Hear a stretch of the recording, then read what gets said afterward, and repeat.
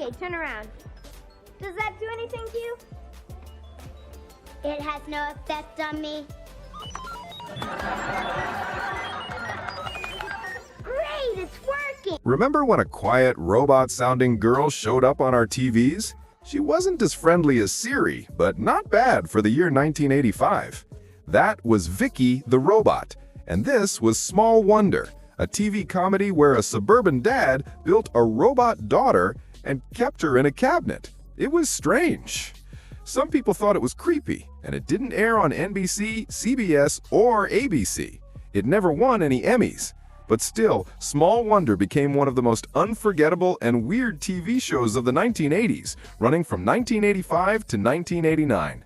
Today, we're diving into the show that gave Gen X kids a robot sister, a non-stop laugh track, and the strangest family setup since ALF. So hit the like and subscribe buttons like Vicki breaking through a door with her robot strength. Now let's get started. Part 1. The Premise. In the very first episode, we meet Ted Lawson, a robotics engineer at United Robotronics, who built an android child named Vicki. She was originally meant to help children with disabilities. Vicki stands for Voice Input Child Identicant. And yes, it's identicant, not identical, a word that sounded like it came straight out of an old-fashioned science fair. It wasn't in any dictionary, but the show acted like it was a fancy tech word for same. So either Ted invented it, or he secretly wrote steampunk poetry on the side. Anyway, Vicki looked like a 10-year-old girl, wore a pinafore dress, and spoke in a flat, robotic voice so monotone it made Alexa sound like Meryl Streep. I can fix it, Dad.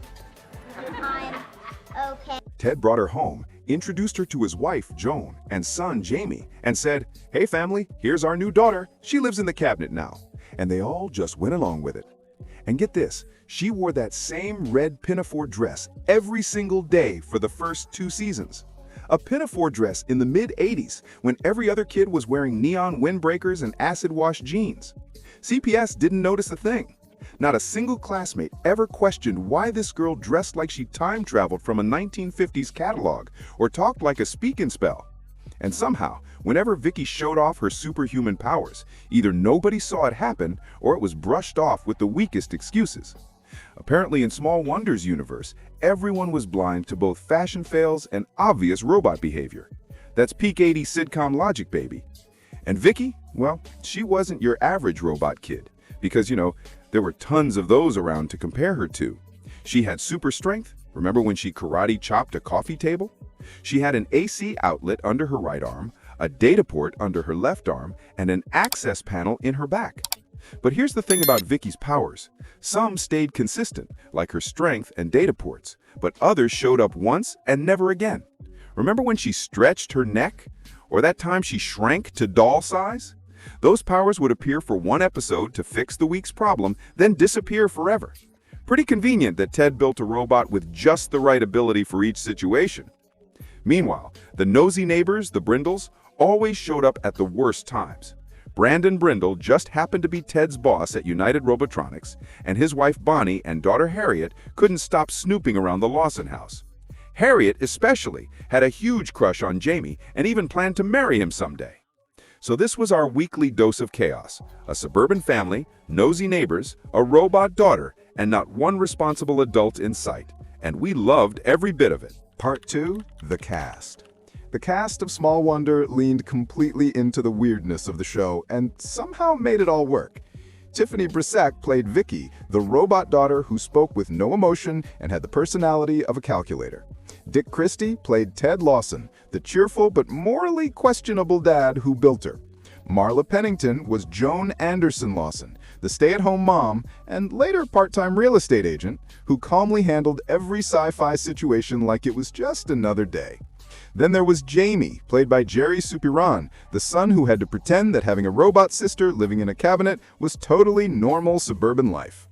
Fun fact, there was a rumor that a young Seth Green auditioned for the role of Jamie. Imagine that alternate universe. That would be worth $1 million to see. Anyway, the Brindles, played by Edie McClurg, William Bogert, and Emily Schulman, were the nosy, over-the-top neighbors. Emily Schulman played daughter Harriet, and seriously, did anyone else find her annoying, or was it just me? Okay, Edie McClurg was Bonnie Brindle, the mom whose voice could cut through glass and whose line delivery was always perfect. William Bogert played Brandon, Ted's boss who loved to steal ideas.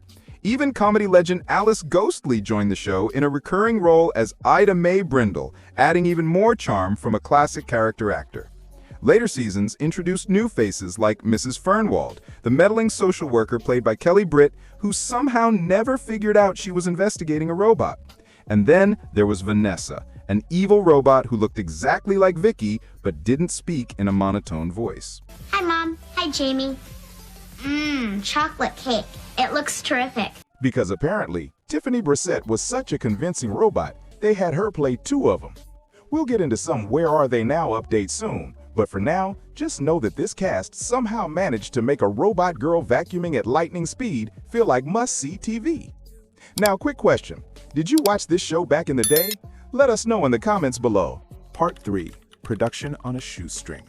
Small Wonder was produced by Metromedia and didn't air on any of the major networks. Like many shows in the 80s, it was first run syndication, which meant it was sold directly to local TV stations. The good part was that there was no network interference, but the bad part was that they had a super small budget. Sets were reused over and over again, special effects were minimal, and Vicki's powers usually involved things like vacuuming at high speed or lifting heavy stuff with hilariously cheap effects. Most scenes were just people standing in the same room explaining what was going on instead of actually showing it. And the laugh track.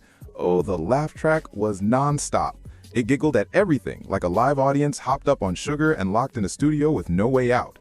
Even though the show was a big hit with kids, Fox, which had bought Metromedia, didn't seem interested in taking advantage of Vicki Mania.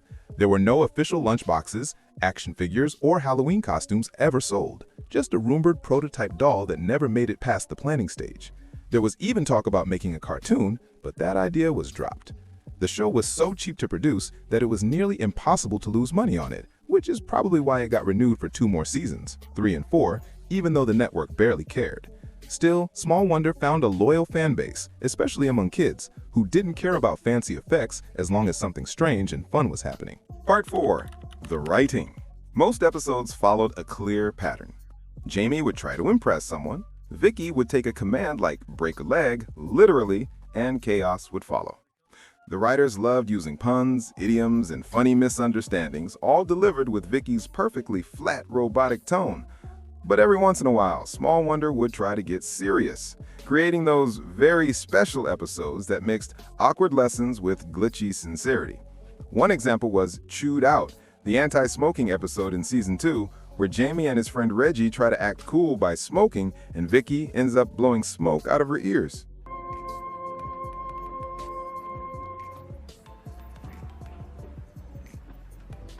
Blow it out!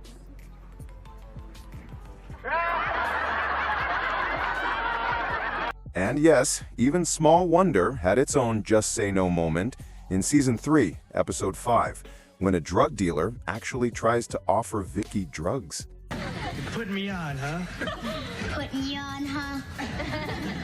I like you, kid. I like you. And I think I got something here you're gonna dig. You know what these babies are? They also covered disability awareness in season 3, episode 6, when Jamie is paired with a student who has a hearing impairment. The dialogue was a bit clunky, but at least they made the effort. Even serious topics were always wrapped up in 22 minutes with a hug, a pun, and a little synth sting. Part 5, Behind the Scenes Drama. According to Emily Shulman, the cast got along really well, but the parents, not so much. The real drama didn't happen in the scripts, it happened in the green room. The child actor's parents argued so much that the show needed 3 separate on-set tutors because nobody could agree on just one. Even Marla Pennington admitted she noticed the tension and stayed out of it. Tiffany Brissette's mom was apparently at the center of many backstage fights, constantly pushing producers to show more of her daughter's skills. As Tiffany got older, she and her mom wanted Vicki to change too, with a normal voice, different clothes, and even singing. The writers wanted to mix things up as well, but creator Howard Leeds said, nope, robot stays robot. Meanwhile, Edie McClurg left during season 3 for a full-time role on Valerie, later The Hogan Family. They replaced her character with Brandon's sister, Ida Mae, played by Alice Ghostly, best known as the bumbling witch Meralda on Bewitched. Classic 80s sitcom move. When in doubt, add a wacky, previously unknown relative. Part 6. Character Evolution. Of course, keeping Vicki as a forever 10-year-old got tricky as Tiffany Brissette grew up. I wonder if anyone thought about how to handle that before the show was approved. Anyway, I digress. Someone eventually realized that Vicki needed an upgrade. So, in Season 3, the writers added a storyline where Ted improved Vicki's appearance and abilities. Her face got updated, she wore trendier clothes, and she could now eat and drink, supposedly to cool her system. The result was a robot girl who was taller, sipping juice, but still monotone enough to make a dial tone sound emotional. Part 7. International Popularity. Small Wonder didn't just grab the attention of American kids, it fascinated viewers all over the world. In Brazil, it aired as Super Vicki, because apparently Robot Child wasn't dramatic enough. The show was shown in over 50 countries, including the Philippines, Indonesia, and Saudi Arabia, where it aired during Ramadan as a family program. In India, it was dubbed in English, Hindi, and Tamil.